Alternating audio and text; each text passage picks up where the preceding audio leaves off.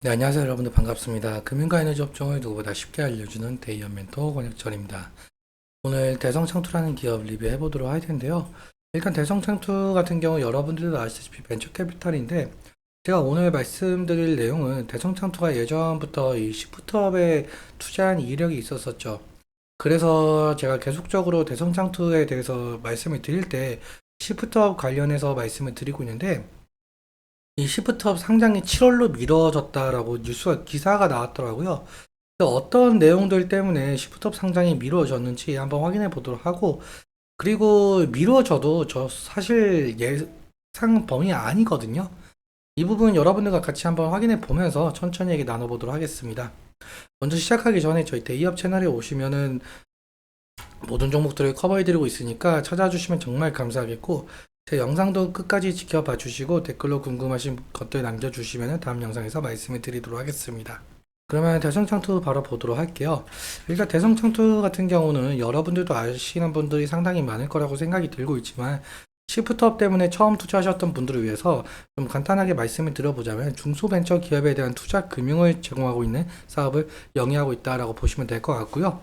그러니까 기술력이 높지만 자본과 경영 여건이 취약한 기업 설립 초기 단계에 있는 벤처기업에게 대출이 아닌 지분 투자 방식으로 추후 인수합병, 상장 등을 통해서 투자 자금을 회수하고 있는 사업을 진행 중에 있습니다.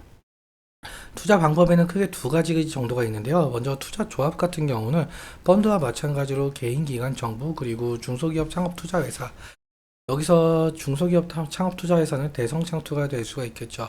여기는 자금들을 모두 모아서 벤처기업에게 투자를 하는 것을 투자 조합이라고 말을 하고 있고, 그리고 직접 투자 같은 경우 대성창투가 벤처기업에게 직접 투자하는 것을 말하고 있습니다. 다음으로 넘어가서 벤처기업들은 여러분들도 아시다시피 경제적 자금이 상당히 부족한 상태인데요. 그래서 외부 투자 유치가 필수적이죠. 투자 유치는 한 번으로 끝나는 것이 아니라 여러 단계에 걸쳐서 시행이 되고 있는데, 먼저 시리즈 A 같은 경우는 서비스를 오픈하기 위한 준비 단계에서 받는 투자이고, 사실 시리즈 A까지 오지 못하고 망하는 기업들이 너무나도 많아서 여기 있는 구간은 죽음의 계곡, 데스밸리라고 표현을 하고 있습니다. 시리즈 B는 사업 확장을 하기 위해서 추가로 받는 투자 단계이고요. 시리즈 C부터는 스케일업을 가속하기 위한 단계로, 대부분 벤처 기업들은 시리즈 C 단계에서 매물 투자에 마음을 짓고 안정적인 수익 구조를 만들기 위해서 어떠한 노력들을 하게 되겠죠. 그래서 이 시리즈 ABC 투자를 통해서 본격적인 성장을 이루게 되고, 벤처기업들은 상장이나 M&A가 가능한 기업으로 탈바꿈하게 되고, 여기서 벤처 캐피탈은 투자금 회수를 통해서 이익을 보는 구조다라고 볼 수가 있겠습니다. 그럼 다음으로 넘어가서 여러분들도 아시는 분들이 상당히 많을 거라고 생각이 들고 있는데, 대성창투가 2018년과 2020년에 걸쳐서 시프트업에 투자했었던 내역이 있었거든요. 사실 이것도 좀 여러 번 말씀을 드리지만 시프트업 지분이 아직 남아있는 상황입니다. 시프트업 지분이 없다라고 생각하시는 분들이 상당히 많아가지고 제가 직접적으로 주담분하고 통화를 진행을 해봤었는데, 투자 조합 형태로 투자했기 때문에 남아있는 지분을 좀 말씀을 드리기가 어렵고, 일단 남아있다라는 사실 이렇게 얘기 주셨고요. 그리고 시프트업이 상장한 이후에 엑시트를 하겠다 이렇게까지 말씀을 주셨습니다. 그러니까 시프트업에 대해서 지분이 남아있다라는 사실 좀 기억해 두셨으면 좋을 것 같고, 다음으로 넘어가서 그렇다면 시프트업이 어떤 회사인지도 좀 알아봐야겠죠. 시프트업 같은 경우 사실 예전에 데스티니 차일드라는 게임을 만드는 회사이기도 하고요. 그리고 데스티니 차일드 같은 경우는 지금 현재 서비스 운영이 중단이 되었고, 지금 승리의 여신 니케에 대해서 매출액이 97% 정도 차지하고 있다라고 보시면 될 것 같아요. 승리의 여신 니케 같은 경우 현재 한국은 물론 동남아, 일본에서 상당히 인기를 끌고 있는 게임이다라고 보시면 될 것 같고요. 그리고 출시 이후에 상당한 매출을 기록을 하면서 시프트업 같은 경우 2022년 대비 2023년에 매출액이 155%, 그리고 영업이익이 508%, 순이익이 1400% 상승한 바가 있었었죠. 그런데 이런 게임을 만들어낸 시프트업이 4월 26일에 스텔라 블레이드라는 게임을 만들어냈었거든요. 스텔라 블레이드 같은 경우 이러한 모바일 플랫폼이 아니라 콘솔 게임인데요. 콘솔 같은 경우는 뭐 우리가 흔히 아는 엑스박스나 아니면은 플레이스테이션 이런 게임이라고 보시면 될 것 같아요. 아무튼 이러한 스텔라 블레이드라는 게임을 만들어냈었는데, 현재 스텔라 블레이드가 높은 유저 점수로 인해서 각종 긍정적인 지표들이 화랑이라고 한답니다. 그리고 미국과 캐나다 지역에서 다운로드 순위 2위를 기록을 했고, 영국, 스페인, 독일, 그러니까 유럽에서는 게임 판매 차트까지 이름을 올렸다. 그리고 일본에서는 오프라인 매장에서는 CD를 구할 수 없을 정도로 인기가 있다라고 뉴스가 나온 바가 있었습니다.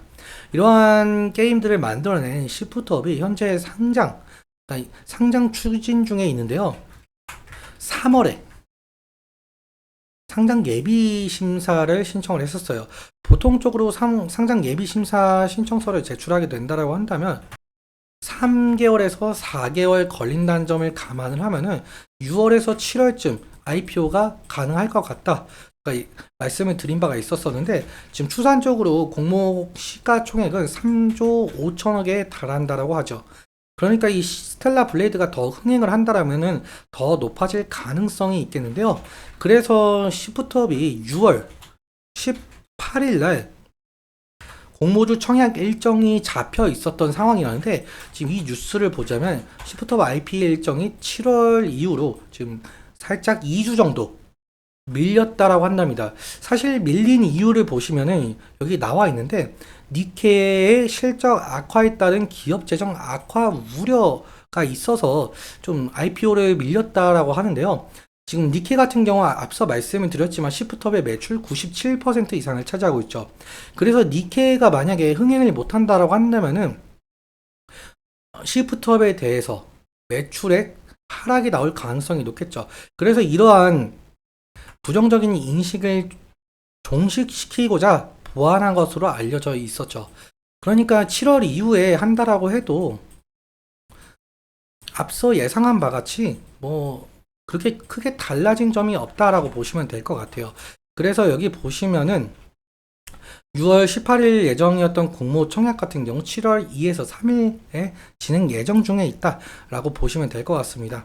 아무튼 이러한 모멘텀으로 지금 대성창2가 상승을 보여주고 있다 생각하시면 될 것 같은데, 그렇다면 수급적인 측면과 차트적인 부분은 어떻게 바라봐야 되는지 함께 보면서 얘기 나눠보도록 할게요.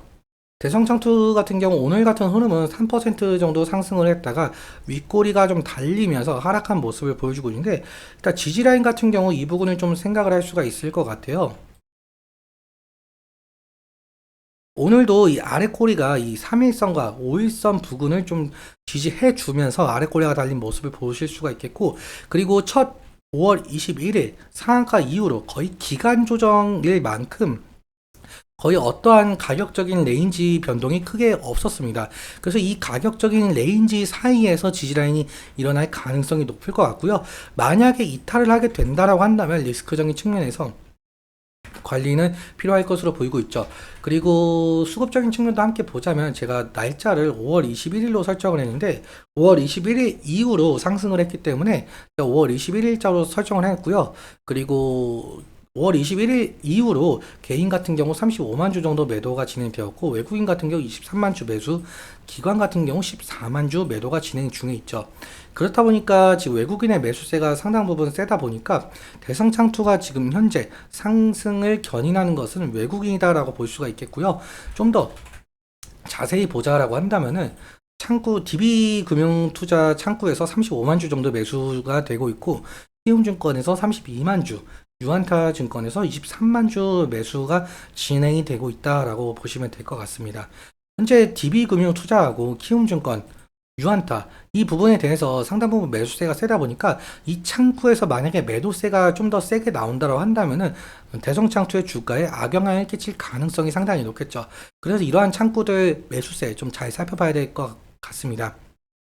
아무튼 오늘은 여기까지 말씀을 드리면서 오늘 내용 여러분들께 도움이 되셨다면 구독과 좋아요 부탁드리고, 그리고 오늘 말씀드린 내용과 차트적인 부분에 대해서 제 개인적인 견해가 많이 껴있다 보니까 여러분들의 주관적인 견해와 함께 투자를 현명한 선택하셨으면 좋겠습니다.